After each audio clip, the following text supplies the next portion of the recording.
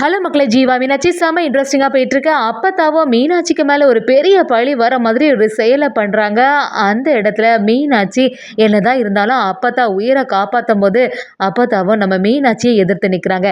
இதுலேருந்து நம்ம மீனாட்சியை ஜீவா எப்படி காப்பாற்ற போகிறாங்க? வீடியோக்குள்ளே போகிறக்குனே நம்ம சேனலுக்கு சப்ஸ்கிரைப் பண்ணிடுங்க. அப்படியே பக்கத்தில் இருக்க பெல் ஐக்கனை கிளிக் பண்ணிடுங்க. அப்போ தான் நான் போடுற வீடியோலாம் உங்களுக்கு நோட்டிஃபிகேஷனாக வரும். நம்ம மீனாட்சியும் தேனுக்கு உதவி பண்ணணும்னு சொல்லிட்டு அப்பத்தாவை எதிர்த்து அந்த வீட்லேயே வெளியிலேயே இருந்து அந்த எம்ப்ராய்டரிங் வேலையெல்லாம் செய்துட்டு இருக்காங்க. இதை பார்த்துட்டு இருந்த ஜீவாவும் நம்ம மீனாட்சி கிட்ட இந்த எம்ப்ராய்டரிங் வேலையெல்லாம் எனக்கு சாதாரணம், நான் எல்லாம் ஈஸியாட்டு செய்து முடிச்சிடுவேன் அப்படி சொல்லும்போது ஜீவாவும் எங்க ஒன்னால முடியுமாக்கும், ஒரு ஊசியில நூலு கோர்க்க முடியுதான்னு பாரு அப்படின்னு சொல்லிட்டு நம்ம ஜீவா கிட்ட சவால் விடும்போது ஜீவாவும் அந்த வேலையை செய்து பார்க்குறாங்க. ஆனால் நடந்த மாதிரி இல்லை. அதை பார்த்துட்டு இருந்த மீனாட்சியும் நான் எல்லாம் கண்ணை மூடிட்டே கரெக்டாட்டு பண்ணிடுவேன்னு சொல்லிட்டு அதே மாதிரி செய்கிறாங்க. அதை பார்த்த ஜீவாவும் அதிர்ச்சியாகி நிற்கிறாங்க. அப்படி இருந்துட்டு இருக்கும்போது நம்ம மீனாட்சியும் வெளியிலேருந்து எம்ப்ராய்டரி வேலையெல்லாம் செய்துட்டு இருக்கும்போது அப்பா தான் இதை கவனிக்கிறாங்க. என்னது இது, இவளை ஏதாவது ஒன்று பண்ணணுமே, எப்படியாவது எந்த வேலையும் இவ செய்யாமல் பார்த்துடணும், இந்த மீனாட்சியை பழி வாங்கி ஆகணும்னு சொல்லிட்டு அப்பத்தாவும் யோசிக்கிறாங்க.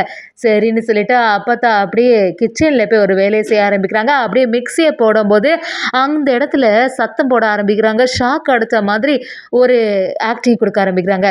இதை வெளியிலேருந்து பார்த்துட்டு இருந்த மீனாட்சி என்னாச்சு, அப்பத்தாக்கு சத்தம் கேட்குது அப்படின்னு பார்க்கும்போது ஷாக் அடிக்கிற மாதிரி இருக்கே, இப்போ என்ன பண்ணுறது? அப்பத்தா ஏற்கனவே சொல்லியிருக்காங்க இந்த வீட்டுக்குள்ளே நம்ம கால் எடுத்து வைக்கக்கூடாதுன்னு சொல்லிட்டு. ஆனால் அவங்க உயிருக்கு ஆபத்தான சூழ்நிலையில் இருக்கும்போது எப்படியாவது உள்ளே போய் காப்பாற்றிட வேண்டியதான் அப்படிங்கிற ஒரு நல்ல எண்ணத்தில் நம்ம மீனாட்சியும் அப்பத்தாவை காப்பாற்றுறதுக்காண்டி வீட்டுக்குள்ளே வந்துடுறாங்க. பக்கத்தில் பார்க்குறாங்க, என்ன செய்கிறதுன்னு தெரிய மாட்டேங்குது. நம்ம ஏதாவது டச் பண்ணோன்னா நமக்கு ஷாக் அடிச்சிடும். அதனால் ஏதாவது ஒரு கட்டையை வச்சு அடித்து நம்ம அப்பத்தாவை காப்பாற்றிடலான்னு யோசித்த நம்ம மீனாட்சியும் பக்கத்தில் இருந்த கட்டையை எடுத்து நம்ம அப்பத்தாவை அப்படியே அடிக்கிறாங்க. என்னதான் அடித்தாலும் அப்பத்தாவோட கையிலேருந்து வந்த மாதிரி இல்லை. சரி எப்படியாவது தள்ளி விடலான்னு சொல்லிட்டு அந்த கட்டையை வச்சு ஒரு தள்ளுறாங்க. அப்படியே அப்பத்தா கீழே விழுந்துடுறாங்க. அதை பார்த்து பயந்து போன மீனாட்சியும் என்னாச்சு அப்பத்தா அப்படின்னு சொல்லிட்டு அப்படியே ஷாக் ஆகி நிற்கும் போது அந்த சைடில் வந்துடுறாங்க. அவங்களோட பேத்தியெல்லாம் அப்படியே வந்து அப்பத்தா கிட்ட என்னாச்சு என்னாச்சு அப்படின்னு சொல்லிட்டு சத்தம் போட்டு எழுப்பி பார்க்குறாங்க. எழுப்புற மாதிரி இல்லை. நம்ம மீனாட்சி கிட்ட சத்தம் போடுறாங்க. ஏய், எல்லாத்துக்கும் காரணம் நீ தான் எங்கள் அம்மாச்சி இப்படிலாம் செய்துட்ட. அவங்க எவ்வளோ நல்லா இருந்தாங்க, இப்போ பாரு இப்படி மயங்கி விழுந்திருக்காங்க, மூச்சும் பேச்சும் இல்லை, என்னடி பண்ண அப்படின்னு சொல்லிட்டு நம்ம மீனாட்சியை சத்தம் போடுறாங்க. மீனாட்சியோட கையில் இருக்க கட்டையை பார்த்து அப்படியே அதிர்ச்சியாகி நிற்கிறாங்க. இங்கே சத்தத்தை கேட்ட நம்ம தேனும் அந்த ரூமுக்குள்ளே பார்க்கும்போது மீனாட்சியோட கையில் கட்டையை பார்த்த உடனே மீனாட்சிக்கு மேலே எல்லா பழியும் போட ஆரம்பிக்கிறாங்க. நீ தான் எல்லாத்துக்கும் காரணம், எங்கள் அம்மாச்சி உன்னை என்ன செய்தாங்கன்னு சொல்லிட்டு அவங்கள இப்படி பழி வாங்கிட்டே அப்படின்னு சொல்லிட்டு அந்த இடத்துல கதறி அழ ஆரம்பிக்கிறாங்க. மீனாட்சியும் இல்லை, அவங்களுக்கு ஷாக் அடிச்சது, அதனால தான் கட்டையால் அடித்தேன், அதை அவங்க கீழே விழுந்திருக்காங்க, அவங்க எல்லாம் மயக்கம் தெளிஞ்சிருவாங்க, எதுக்கும் கவலைப்படாதுங்கன்னு சொல்லும்போது நீ சொல்கிறது என்னால் நம்பவே முடியலை அப்படின்னு சொல்லிட்டு நம்ம தேனையும் பிடிச்சி திட்ட ஆரம்பிக்கிறாங்க. எல்லாத்துக்கும் காரணம் நீயும் உன்னோட தங்கச்சி தான். என்னைக்கு நீ இந்த வீட்டுக்குள்ளே வந்தியோ அன்னையிலேருந்து இந்த வீட்டில் பிரச்சனையாக தான் இருக்குது, உன்னோட ராசி அப்படின்னு சொல்லிட்டு நம்ம தேனை எல்லாரும் சேர்ந்து திட்ட ஆரம்பிக்கிறாங்க. அதை கேட்ட மீனாட்சி அப்படியே அதிர்ச்சியாகி நிற்கிறாங்க. மீனாட்சி அவங்களுக்கு தண்ணி தெளிச்சு எழுப்பி விடுங்க, அப்பதான் எழும்புனாங்கன்னா எல்லா விஷயமும் உங்களுக்கு புரியும் அப்படின்னு சொல்லிட்டு சொல்லும்போது எல்லாருமே சரி அப்பதாக்கு எந்த அபத்தம் வந்துடக்கூடாதுன்னு சொல்லிட்டு தண்ணி தெளிச்செல்லாம் எழுப்பி பார்க்குறாங்க. அப்போ ஒரு நேரத்தில் எலும்பி பார்க்குறாங்க. எலும்பி பார்த்த உடனே நம்ம மீனாட்சியும் அப்போ நீங்களே சொல்லுங்கள், ஏற்கனவே உங்களுக்கு ஷாக் அடிக்க பார்த்தல, அதனால தானே உங்களை கட்டையால் அடித்து காப்பாற்றினேன் அப்படி சொல்லும்போது அப்போ தான் அப்படியே நேராக ஆப்போசிட்டாக சொல்ல ஆரம்பிக்கிறாங்க. என்ன சொல்கிற நீ, என்னை பழி வாங்கணும்னு சொல்லிட்டு தானே இப்படியெல்லாம் செய்த, நான் நிஜமாவே தண்ணி குடிக்கிறதுக்காண்டி தான் இந்த இடத்துல வந்தேன், சும்மா தண்ணி குடிக்க வந்த என்ன நீ இப்படி கட்டையால் அடிச்சிட்டல, இதுக்கு முன்னாடி நான் சொன்னதெல்லாம் வச்சு நீ பழி வாங்கிட்டல, என்ன இன்னொன்று நான் சும்மாவே விட மாட்டேன், அது மட்டும் இல்லாமல் உன்னை யார் இந்த வீட்டுக்குள்ளே வர சொன்னா அப்படி சொல்லிட்டு அப்பதான் நம்ம மீனாட்சியை பார்த்து எதிர்த்து பேச ஆரம்பிக்கிறாங்க.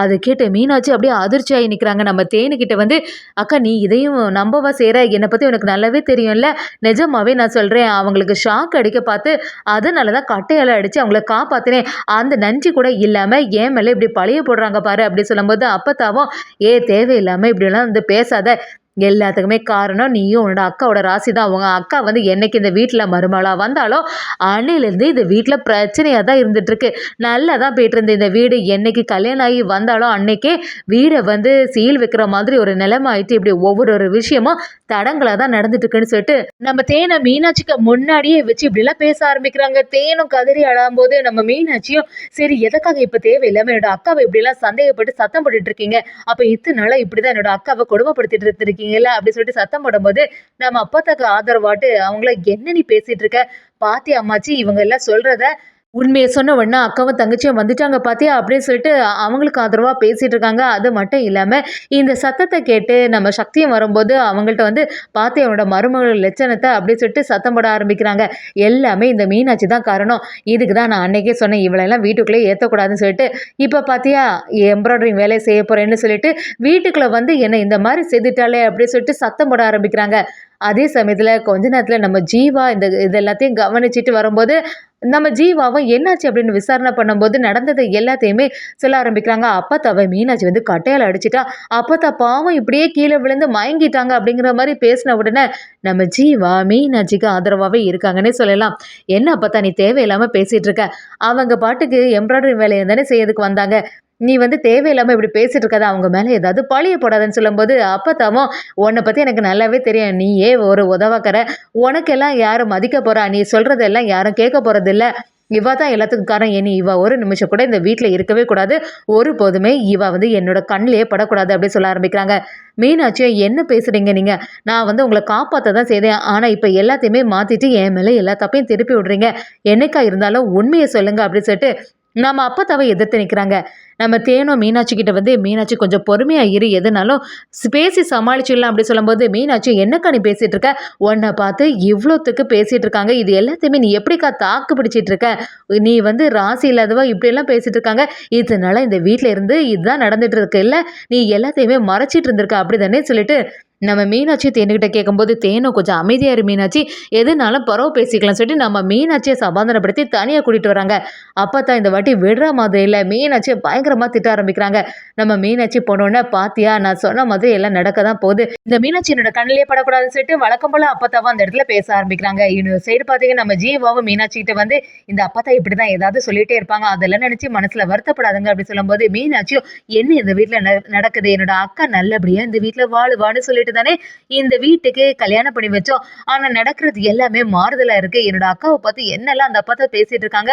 ஆனா நீங்க யாருமே ஒரு வார்த்தை கேட்கல அப்படி சொல்லும்போது நம்ம தேனும் மீனாட்சி அப்பதான் அப்படிதான் பொடுபொடுன்னு பேசுவாங்க. ஆனா மனசுல எதுவுமே வச்சிருக்க மாட்டாங்க.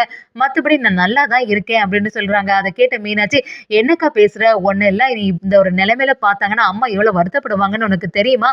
அப்படி கேட்கும்போது தேனும் சரி மீனாட்சி இங்க நடந்தது எதுவுமே அம்மா கிட்ட சொல்லாத. பாவம் அம்மா இப்பதான் கொஞ்சம் நிம்மதியா இருக்காங்க. அவங்களாவது கொஞ்ச நாள் சந்தோஷமா இருந்துட்டு போட்டு அப்படி சொல்லும்போது மீனாட்சியோட மனசு கேட்க மாட்டேங்குதுன்னே சொல்லலாம். என்னதான் இருந்தாலும் இது எல்லாத்தையும் பார்த்துட்டு இருந்தா நம்ம ஜீவா சும்மா விடுவாங்களா? அப்படியே அப்பத்தாவ சரியா வெளுத்தெடுக்கிறாங்க. நீ மதனிக்கு மேல செய்தது எல்லாமே தப்பு. அது மட்டும் இல்லாம மதனியோட தங்கச்சியும் இந்த மாதிரி நீ பேசிருக்கவே கூடாதுன்னு சொல்லிட்டு அப்பத்தாவ வெளுத்து எடுத்துட்டாங்கன்னே சொல்லலாமா. ஆனா அதை கேட்ட அப்பத்தாவும் எதுவா இருந்தாலும் அவளுக்கு நீ ஆதரவா இருக்கக்கூடாதுன்னு சொல்லிட்டு ஜீவாவை திட்ட ஆரம்பிச்சிடுறாங்க. என்னதான் இருந்தாலும் எப்பவும் போல நம்ம மீனாட்சிக்கு ஜீவா ஆதரவா இருப்பாங்கன்னே சொல்லலாம். அதே சமயத்துல மீனாட்சியும் தேன் இந்த வீட்டுல நல்லபடியா வாழல. ஆனா அவளோட வாழ்க்கையை சரி பண்ணணும்னு சொல்லிட்டு அதுக்காக ஒரு முடிவு எடுக்க போறாங்கன்னே சொல்லலாம்.